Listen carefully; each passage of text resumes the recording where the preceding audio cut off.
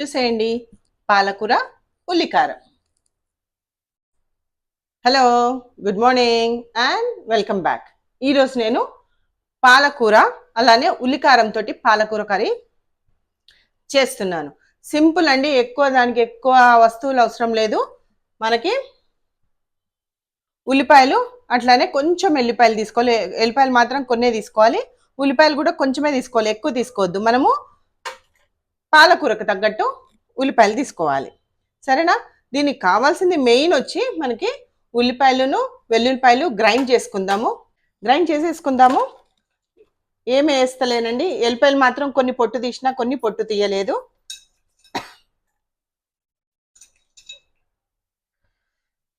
ఇవి జస్ట్ పెట్టినాను.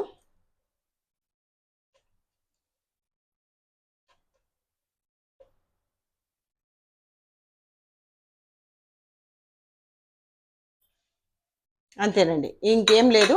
ఇవి గ్రైండ్ చేసుకొని వస్తాం. గ్రైండ్ చేసిన ఉల్లిపాయ ఎల్లిపాయ పేస్ట్ అండి. ఇక మనము కూర ఎలా తయారు చేద్దామో చూద్దాము, వచ్చేయండి. ఇలా ప్యాన్ పెట్టుకొని మనం కొంచెం వెడల్పాటి ప్యాన్ పెట్టుకొని దాంట్లోకి వేసుకుందాము. 3 గరిటెలు నూనె వేసుకున్నాను. నూనె వేడైనాక దాంట్లోకి ఆవాలు వేసేసుకుందాం. చిటపటలాడినాయి. ఇప్పుడు మనం గ్రైండ్ చేసుకున్న ఈ ఉల్లిపాయ పేస్ట్ వేసేసుకుందాము.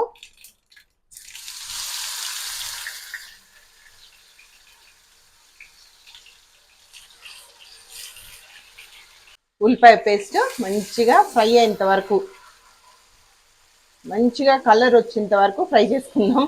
ఉల్లిపాయ వేగింది అని తెలవడం కోసము మంచి అరమ వస్తుందండి. ఉల్లిపాయ నూనెలో ఫ్రై అవుతుంది కదా, మంచి అరమ వస్తుంది మనకి. ఇంకొంచెం సేపు ఫ్రై చేద్దాము. చూసారు కదా, కలర్ మారింది. ఇంకొంచెం సేపు ఫ్రై చేశాక దాంట్లో పసుపు కారం వేసుకుందాము. ఉప్పు పసుపు కారం 3 వేసేద్దాం దీంట్లోనే. చూసారు కదా, కలర్ మారింది. ఇప్పుడు దీంట్లోకి పసుపు వేసుకుందాము. అలానే కారం కూడా వేసుకుందాము. కారం బాగుంది కాబట్టి కారం ఎవరి ఇష్టానుసారం వాళ్ళు వేసుకోండి. ఫ్లేమ్ కొంచెం చిన్నగా పెట్టుకొని, పాలకూరలో సహజంగా ఉప్పు ఉంటుంది కాబట్టి ఇప్పుడు కొంచెం తక్కువ వేసుకుందాము. కూర మొత్తం అయిపోయాక టేస్ట్ చూసుకొని మరి కొంచెం వేసుకోవచ్చు. వేసి మంచిగా ఒకసారి కలిపేసుకుందాము.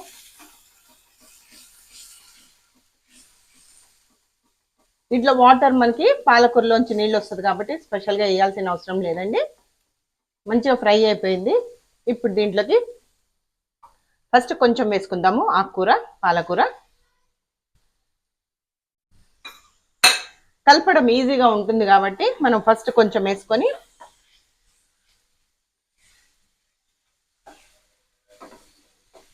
మనం వేసంగానే మంచిగా తేమ వచ్చేసి ఇంకా ఉన్నదంతా ఆకుకూర వేసేసుకుందాం. ఆకుకూర కడిగి తరుక్కోవాలి, తరిగినాక కడగకూడదండి. వేసుకొని ఒక్కసారి కలపెట్టేసుకుందాం. ఆకుకూర మూత పెట్టేస్తే కలర్ చేంజ్ అవుతుందండి. మూత పెట్టకుండా మంచి మీడియం ఫ్లేమ్లో మంచిగా ఫ్రై అయ్యేంత వరకు ఉంచుకుందాం. సరే కదా, ఇలా మొత్తం ఒకసారి కలిపి ఫ్లేమ్ కొంచెము తగ్గిస్తాం మనం. ఒక 2 నిమిషాల తర్వాత మంచిగా ఫ్రై చేద్దాం.